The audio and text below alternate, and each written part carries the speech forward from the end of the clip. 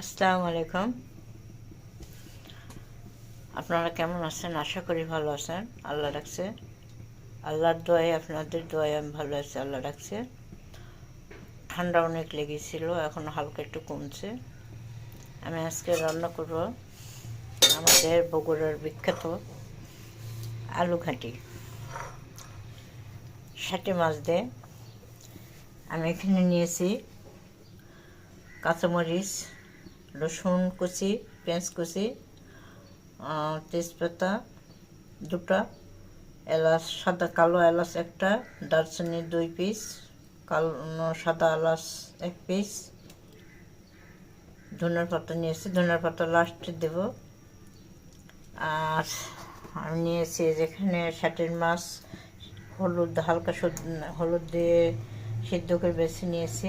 এটা এখন তেলানি করব।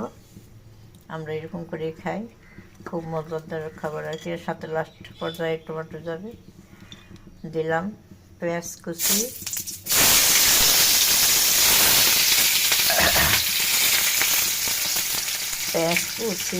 আদা কুচি, মশলা সব দিয়ে দিলাম এখানে।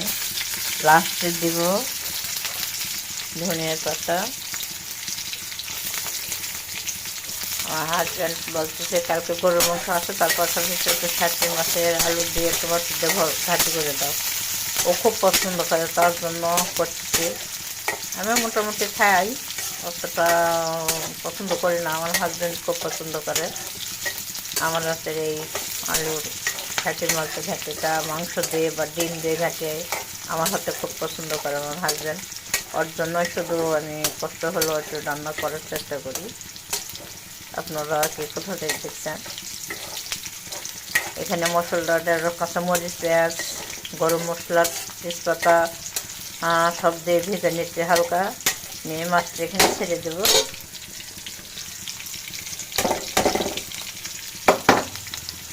মাছটা ছেড়ে দিলাম।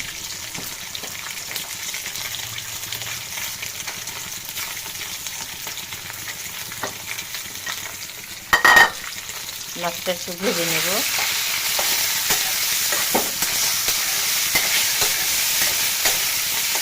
মশলার সাথে ভেজে নেব। ভেজে নিয়ে তারপরে হালকা একটু পানি দেবো, দিয়ে সব রকমের মশলা দেব। হলুদ, লবণ, গুঁড়া মরিচ, গরম মশলার গুঁড়া, বাটা মশলা সব দিয়ে দেবো। একটু শুকনো জিরে দিয়ে দিলাম।